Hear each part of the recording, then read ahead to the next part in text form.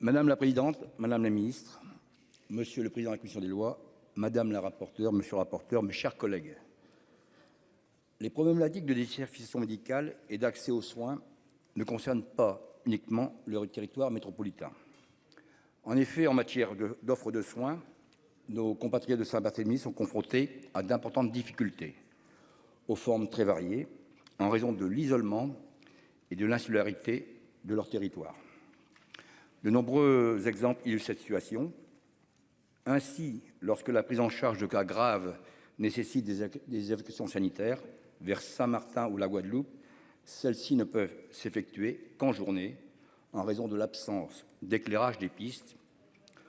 Et on déplore en outre la présence d'un seul hélicoptère pour la zone et l'impossibilité de procéder à des rapatriements par bateau compte tenu des distances.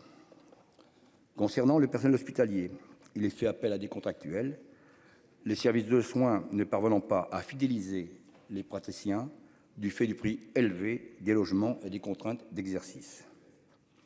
Or, il est indispensable que nos compatriotes de Saint-Barthélemy puissent accéder à une offre de soins de qualité et adaptée aux particularités du territoire. C'est pourquoi je me réjouis de l'initiative de notre collègue Micheline Jacques, qui, par cette proposition de loi, tente de remédier à ces difficultés. L'article 1 confie ainsi au Conseil territorial un pouvoir de proposition dans les domaines de la sécurité sociale et du financement des expériences de santé relevant de la compétence de l'État. L'article 2 définit la procédure de participation de la collectivité à ses compétences. L'article 3 prévoit la définition d'un objectif annuel de dépenses de fonctionnement et de financement des surcoûts des établissements médicaux et médico-sociaux ainsi que des évacuations sanitaires. Je tiens à saluer l'esprit consensuel qui a prévalu lors de l'examen en commission. Les modifications qui ont été apportées vont dans le bon sens. D'une part, je partage la position de la commission lorsqu'elle a considéré qu'il serait pertinent que ce dispositif soit expérimenté pendant 5 ans avant de l'envisager en pérennisation. D'autre part, la proposition de loi prévoyait d'imposer au Conseil territorial la définition d'un objectif annuel de dépenses pour la couverture des surcoûts des établissements médicaux de santé liés à la salubrité et à l'éloignement.